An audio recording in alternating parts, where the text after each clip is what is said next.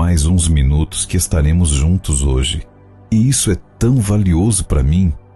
Espero que você esteja feliz com isso também, porque muito em breve poderemos falar face a face. Mal posso esperar por esse dia. Ontem eu comentei como Miller compreendeu os paralelos contidos na Bíblia, entre as profecias e os fatos. É verdade, os movimentos importantes encontraram um paralelo no passado e isso deve servir de lição para os dias de hoje.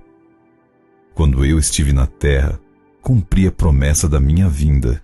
Está certo que muita gente estava distraída, não percebeu, e outras não acreditaram que eu sou, mesmo depois de tantas evidências. Os discípulos, claro, compreenderam que eu sou Jesus, o Filho de Deus enviado para a Terra. Porém, eles tinham uma compreensão limitada em um ponto.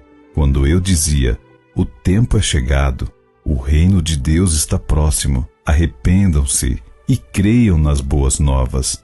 Marcos capítulo 1, versículo 15. Os discípulos tinham fixado no coração a glória de um império terreno. Eles pensavam que logo o reino seria fundado neste mundo. Só que a profecia já dizia que o ungido seria morto. Daniel capítulo 9, versículo 25. Imagina a desesperança deles quando presenciaram minha prisão.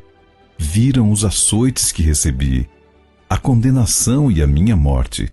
Aqueles a quem eles tinham pregado zombavam deles, e eles mesmos tentavam entender onde e em quem estava o erro.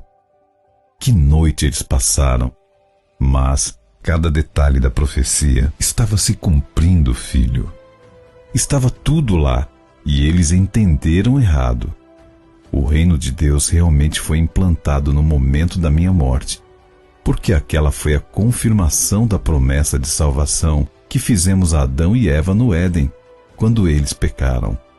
A grande verdade é que aquilo que os discípulos sentiram, aquela desesperança, era a garantia da esperança da humanidade.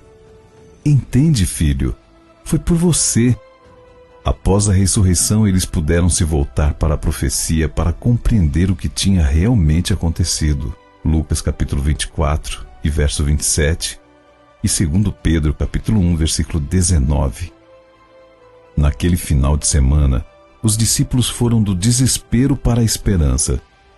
Você já prestou atenção na palavra desesperar? Ela significa não esperar. Por isso, meu filho, não se desespere, me espere, porque eu estou voltando. Enquanto isso não acontece, creia, se prepare, avise outras pessoas e eu estarei com você. Mateus capítulo 28, versículo 20. Lembra da história de Guilherme Miller que eu estava contando para você ontem? Ele estudou a Bíblia durante muitos anos, buscando saber o dia da minha volta.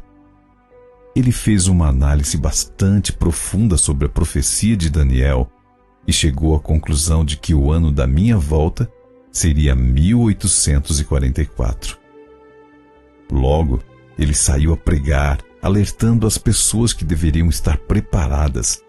Eles eram chamados de adventistas, as pessoas que esperavam o advento de Jesus.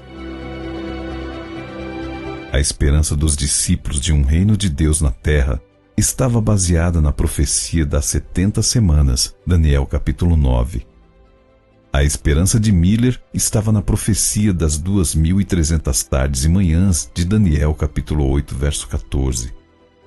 Só que da mesma forma que aconteceu com os discípulos, Guilherme Miller tinha se equivocado em um detalhe que mudava tudo.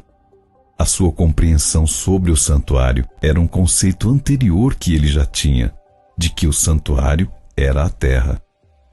O que estava previsto na profecia realmente aconteceu naquela data, mas não na terra como ele tinha entendido. Isso os adventistas sabem hoje, mas naquele momento, em 1844, quando eles perceberam que eu não voltei, eles foram para a desesperança. Vítimas da zombaria alheia, da raiva, do arrependimento por terem esperado. Filho, Veja a relação entre os discípulos e os adventistas. Ambos os grupos cumpriram a mensagem de Deus, alertando as pessoas, pregando. E ambos sofreram um desapontamento por não compreenderem completamente a mensagem que pregavam. Os estudos de Guilherme Miller levaram à conclusão de um movimento profético ocorrido em 1844. Entretanto, o santuário descrito na Bíblia se refere ao santuário celestial. Dizem que a esperança é a última que morre, e faz sentido. O que aconteceu com os discípulos após a compreensão de que o reino de Deus não seria na terra foi o combustível para eles irem a toda parte pregando sobre Jesus. O que aconteceu com os adventistas que se desapontaram em 1844, quando eu não voltei, também foi e é o combustível de quem está pronto para falar sobre a minha volta.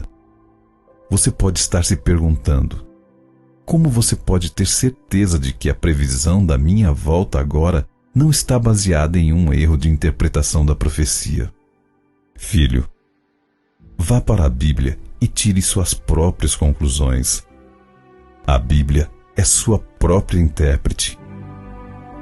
Eu volto amanhã, literalmente, a falar com você. Mas não esqueça que eu volto fisicamente em breve e você precisa estar pronto para presenciar esse dia e ser salvo. Te encontro amanhã.